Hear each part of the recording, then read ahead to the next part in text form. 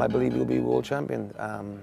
He's still very young, he's still improving, but he's 100% confident and dedicated to the sport.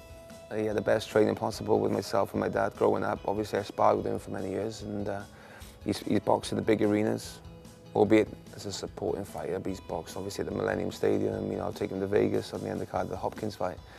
So he should be able to sort of handle the pressure. But obviously he's the main event now, so obviously it's going to be a big step up. I remember myself against like Chris Eubank, so much nerves because you know you're finally going to get your big shot for the title. But yeah, I have complete belief that he's going to win this fight. And listen, I think Bramer's a southpaw as well, isn't he? And Cleverly's obviously sparred with me for years, and you know I think he'd be quite comfortable with a southpaw. He literally lives like a mile away from my house, so. You know, sometimes on the weekends we go for our old run and so on, so he comes up and we'll do a little jog around. So yeah, I don't spar anymore. Probably kick my ass, man. So, you know, I haven't really done much boxing since I've retired, to be honest. So obviously Mr. Focus and so on, and of being a champion for so many years, but no, you know, it's 39 at the moment now, so it's time to move on, but it's great that I can support somebody that's a friend of mine and somebody that I've worked with for years, and obviously my dad training for years, and it'd be fantastic for him to bring a world title back to South Wales again.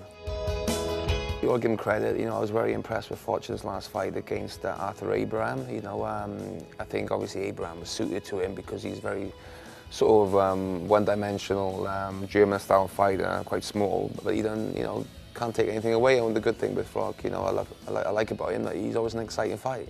You never see him in a boring fight. He always wears his heart on his sleeve and always gets involved in the war. You know, I don't know if it's really good for your health if you do too many of them fights, but it's great to watch. You know, and it's a bit sad actually that you know the fights are on a bigger stage at terrestrial TV are not putting them exciting fights on, because you know, in all fairness to Carl Froch, he's been in about 4 great fights in his recently, and unfortunately only a small audience in the UK on the pay-per-view has watched the fight, and I think that's a bit disappointing, especially me being a super middleweight champion for years, you know, and I love the division, you know, it may be where I started my career off, you know, and it should be, I think, a bit more spotlight on it. It's great that, you know, Gary Speed has taken over. You know, I think he'd be a good coach and he was a great footballer, you know, so hopefully things are going in the right direction. But realistically, you know, I didn't think that they could beat England, but I think they were competitive. Obviously, going 2-0 down in the first 20 minutes didn't help, and I suppose, you know, after that it was a bit more formality, but I think it's all the progress, isn't it? It was just so frustrating to watch Cardiff over the last 3 or 4 seasons. You know, they've just, at the end, they just fade off, you know, unfortunately. And, you know, last year against Blackpool was heartbreaking, you know, to lose in the playoff. And I'm going to watch them this weekend, actually. I brought luck last time I went down against Watford, we won.